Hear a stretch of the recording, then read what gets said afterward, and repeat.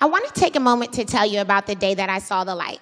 My college roommate, who had worked as a successful celebrity makeup artist, they had traveled the world with the likes of Alicia Keys and Paula Abdul, decided with her husband that they would relocate from New York City to Atlanta and chase the American dream. And one day I went to visit their house. And as she and I sat there catching up, she offered me a glass of water. When she opened her refrigerator door, I could immediately see from the front to the back.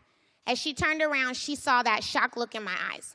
And she stood there, pregnant with her second child, and burst into tears, telling me that she knew what I was thinking, and that while she always tried to keep meals and snacks in the house for her 2-year-old son, they often didn't have the money to. And what I remember most about that day was this bright light shining in my eyes from this empty refrigerator. This is a plight that far too many people face.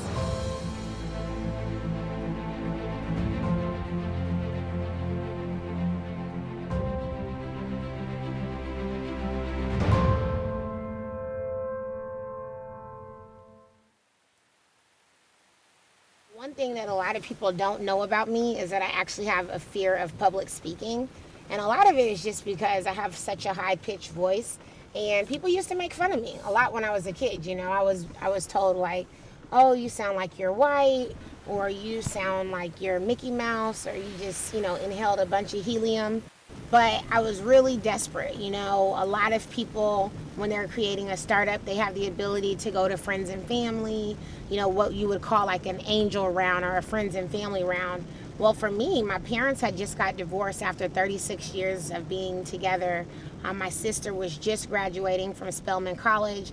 And so my internal resources were tapped. And so if I wanted to start GOODR, I was going to really have to raise money in unconventional ways.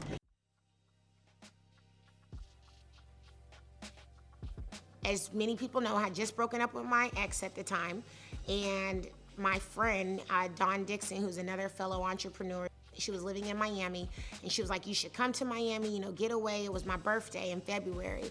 And so my mom brought me the plane ticket. This is how broke I was. I was about to move out of that house with my ex. I didn't know what I was doing. I didn't have a lot of money saved up, but things had just gotten really bad, so I knew I needed to go.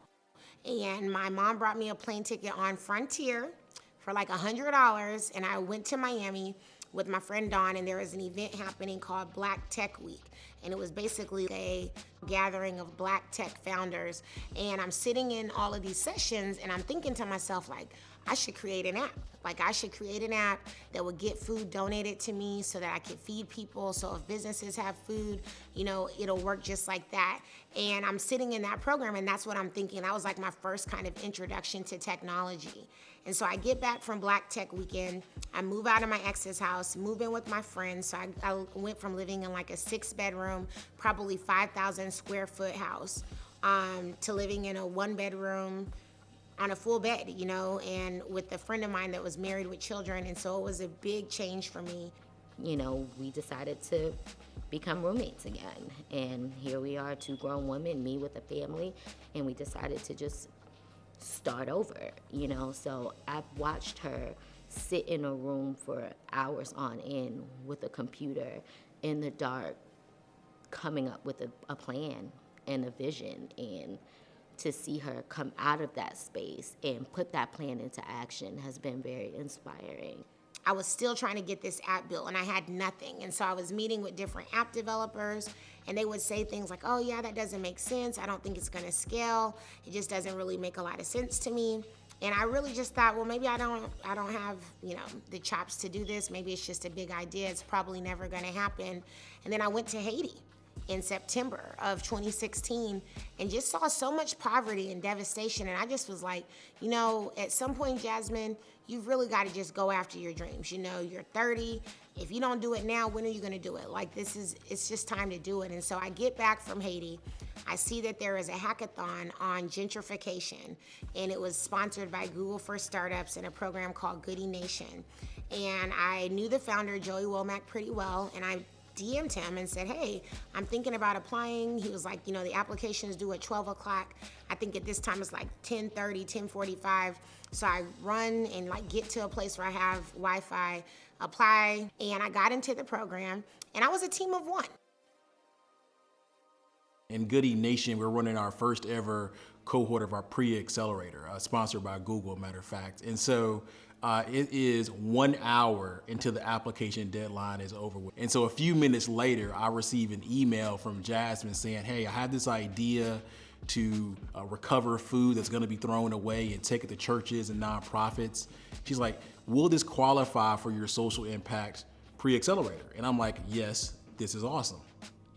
So I said, hey, you have 1 hour to apply for this program. Because I'd actually pushed back the deadline a few days just to get a little bit more people, or allow people to really apply. And so she applied with maybe 15 minutes left. I look over the application, super thorough, like super long. And I said, like, this is a winner. And so the next day we're at Atlanta Tech Village up in Buckhead, and it's 30 to 40 founders. Most of them are actually in groups, right? So they're co-founders.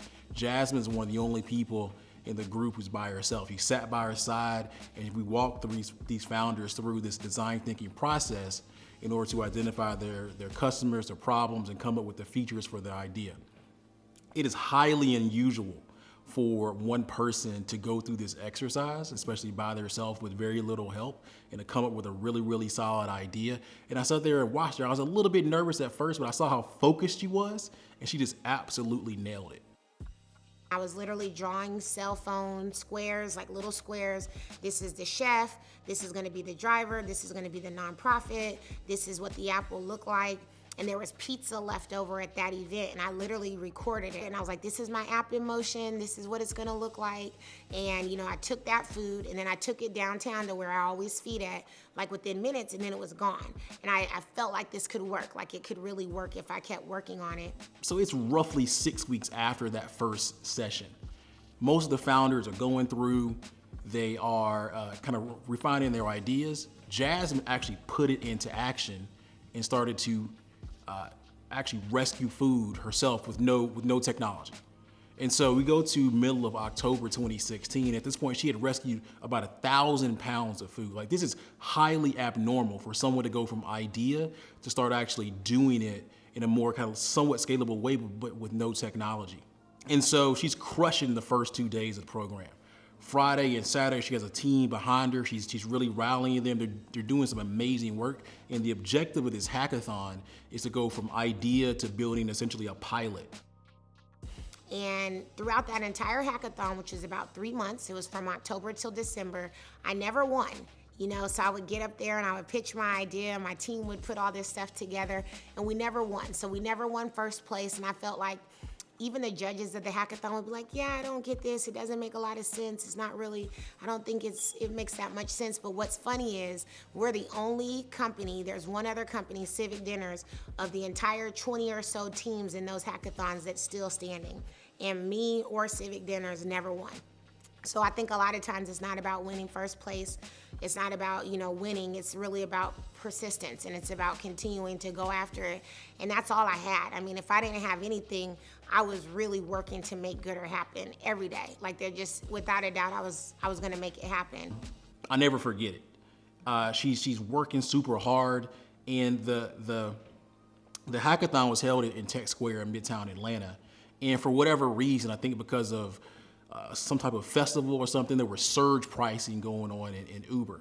And Jasmine was catching Uber back and forth, and she says, Joey, like, hey, it's costing me $100 one way to come back to the hackathon. And I'm like, she's like, hey, like, I'm not gonna be able to afford to stick in the program and come back on Sunday, the closing day, where she's gonna present in front of judges, including investors.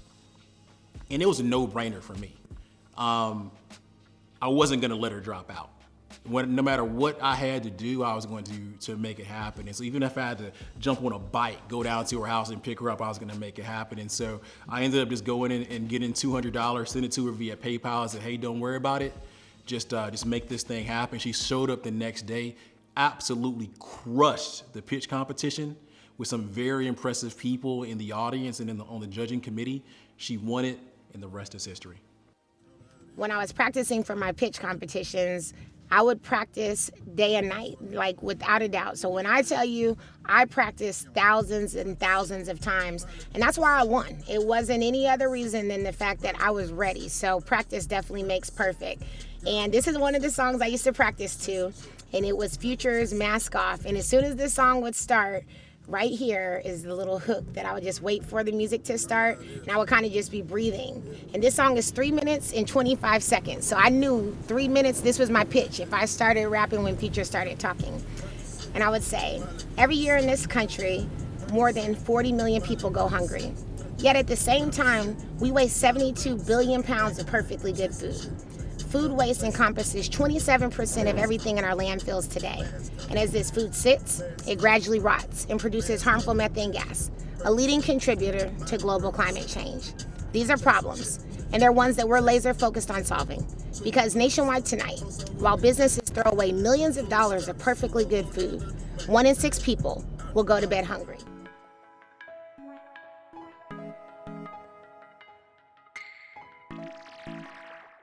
Still to come on Growing GOODR. Today is the grand opening of the GOODR headquarters right here off of the Beltline in Midtown Atlanta, and I am so excited. We have a lot of people coming to celebrate with us. We are getting a proclamation today. It's going to be Do GOODR Day, and I'm excited. GOODR is an app. We inventory the food a business sells. When they are closing, they request a pickup. One of our Do GOODRs using Google Maps API gets it delivered to a nonprofit preventing the food from going to waste. We're doing business as usual. We're doing GOODR, and then the coronavirus hits, and everything stops. At least 6 people have died in an outbreak of the new coronavirus. So at least 565 people are dead. At this moment, we have 22 patients in the United States currently that have coronavirus. Unfortunately, 1 person passed away overnight.